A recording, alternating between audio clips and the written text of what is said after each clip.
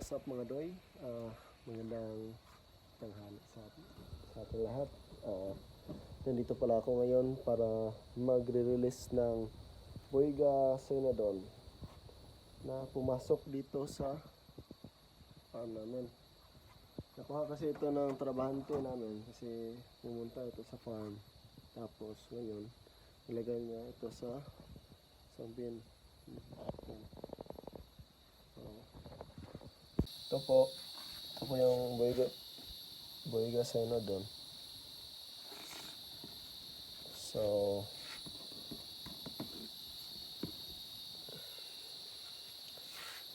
nakita nyo na meron siyang ihi na kasi kahapon ito nakuha. Tapos gusto na ng trabante ng farm namin na i-release ito kaysa patayin. So ito pala guys yung Boyga Cynodon, o sa Bisaya baksan sa lubi.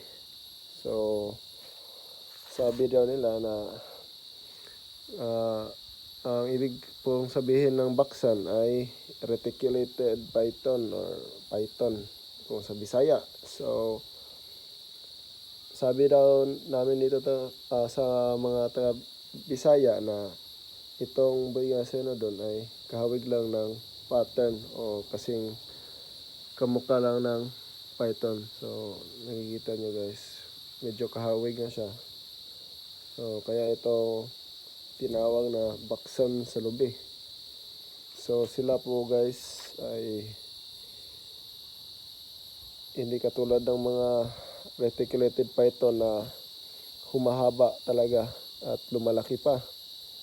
So ito po sila guys, magkaiba po sila to sa Boyga fasciata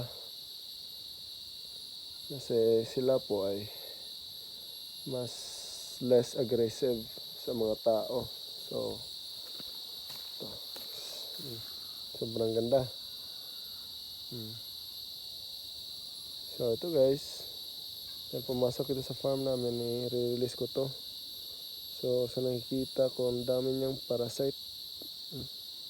Kita niyo guys, yung parang bukol, parasite yan. Yan yung ibig sabihin, yung mga ahas talaga sa wild, madami talagang parasite kasi sa mga kinakain nila. So ito guys, i-release natin dyan sa gubat na dyan. Kasi gubat na dyan wala na kasi yung mga bahay dyan. Ito lang yung farm namin. So dito siya pumunta, tapos gusto ng trabahante naman na ipa-release ito. So ito guys, i-release na natin yung Boyga Cynodon. Sobrang chill lang niya So hindi natin siya masyadong gusto na niyang pumunta sa mga kahoy. So dito pala guys, madami na akong nire-release na mga Boyga Cynodon dahil malaking tulong kasi ito sa environment natin, lalo na mga retic. Nire-release ko dito sa gubat malapit lang sa farm namin kasi sila din ang way of anong tawag dyan, nakakatulong sa pagkain ng mga daga, ganyan, daga. So nakita nyo guys, gusto na niya talagang. So wait ka lang ha. So guys,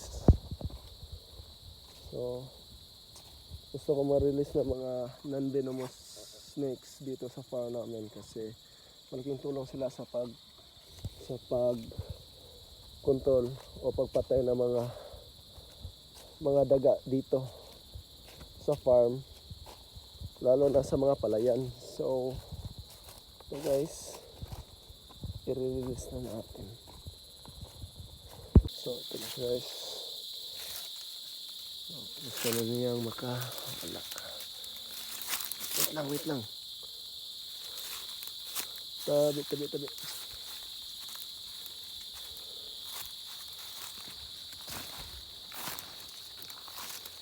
So ito guys, dito na natin release. Magubat na dito. Kita nyo gan, dyan guys. So dito na lang natin siya i-release. So ito po yung boyga.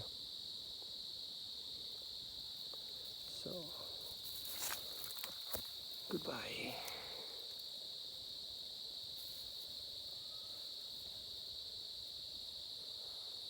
So nandun na po siya. Sobrang kalma talaga ng mga boyga Cynodon kaysa sa mga boyga lafasiata. So yan na guys, pumunta na siya sa ilalim sa puno na yan. So uuwi na rin tayo guys. Pag meron kayo nakikita ng mga ganyan boyga lafasiata, boyga Cynodon, huwag nyo lang silang patayin. Kasi malaki ang contribution nila sa ecosystem eh. Tapos active din sila kumakain ng mga daga. Kaya maraming boyga dito eh. Kasi hinayaan na lang namin. Hinayaan na namin na hindi namin patayin. Lalo na meron kaming manukan dito tapos palayan. Tapos hindi namin gusto yung madaming mga daga dito kasi peste kasi yung mga daga dito sa amin eh. Sila yung kumakain ng mga palay, mga feeds sa mga manok namin. Kaya importante talaga na hindi natin sila patayin kasi sila rin yung natural na in a way na sila talaga yung kumakain sa mga daga.